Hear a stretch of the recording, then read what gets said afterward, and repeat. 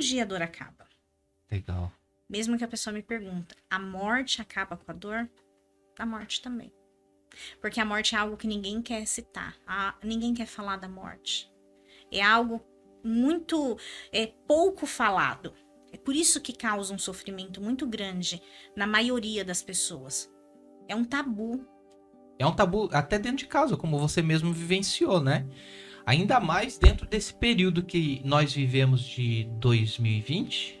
Exato. Que nós não convivemos apenas com a morte em si, mas com a expectativa dela, da possibilidade dela em algum momento, né?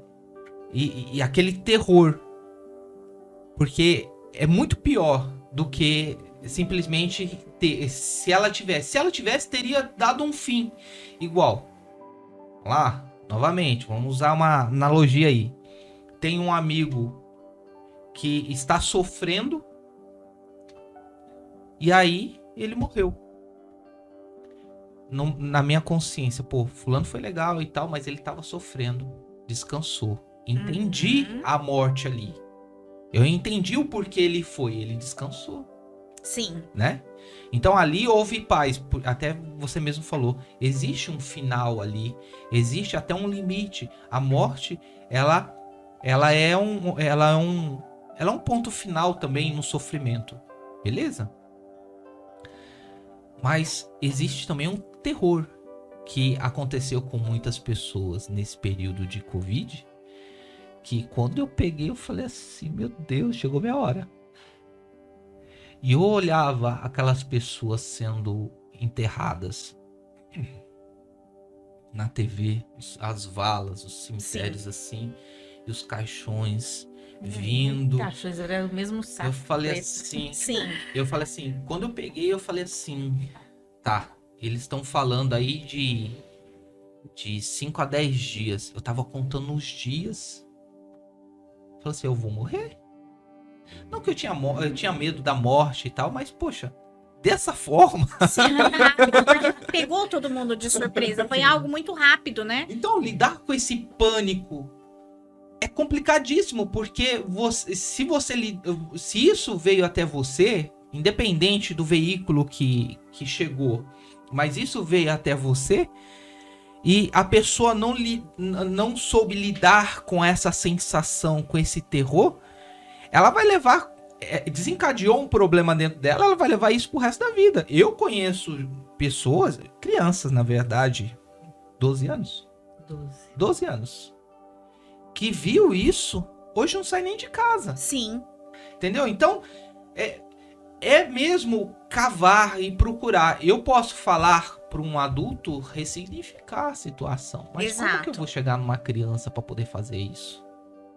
Esse é o grande problema. Como que uma mãe que às vezes não tem o entendimento que normalmente um técnico entenderia, como que ela vai chegar a falar assim, meu filho, ó, tem um problema aí.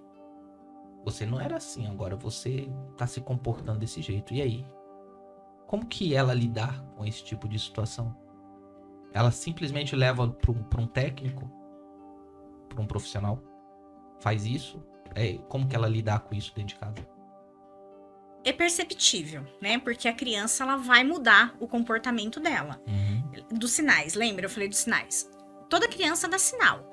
Em algum momento, referente a essa situação da pandemia, a criança vai dar o sinal em alguma área da vida dela.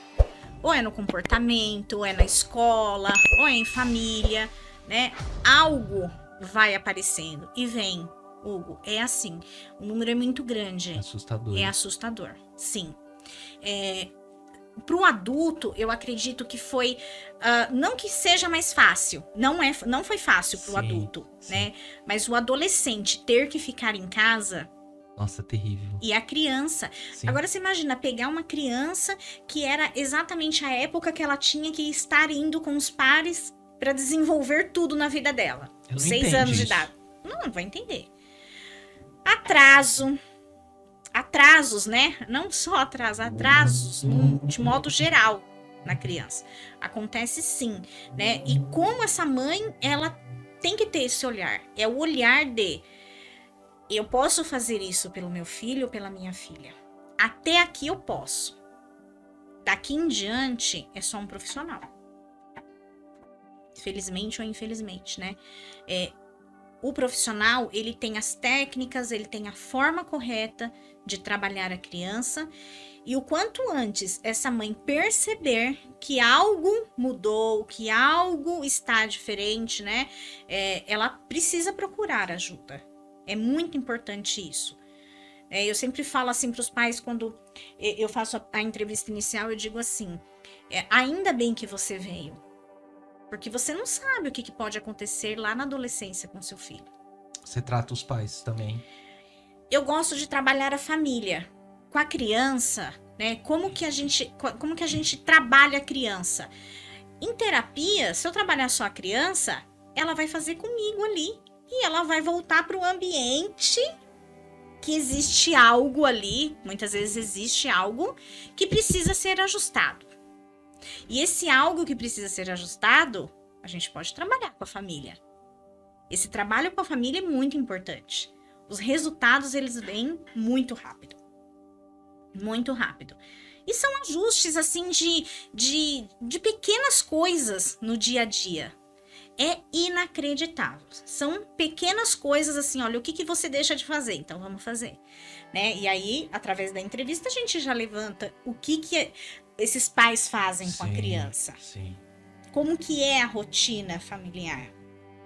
E a rotina familiar é tudo. É tudo.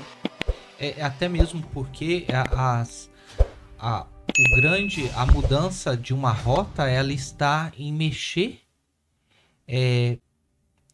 num pequeno desvio, né? Se, por exemplo, nós pegarmos um avião, mudar 1 centímetro da rota dele, ele vai parar em outro país. No final dessa viagem, ele vai estar em outro lugar que não seja aquela rota. Então, trabalhar esses pequenos detalhes, como você mesmo disse, vai surtir efeito, porque acho que está nos detalhes, esses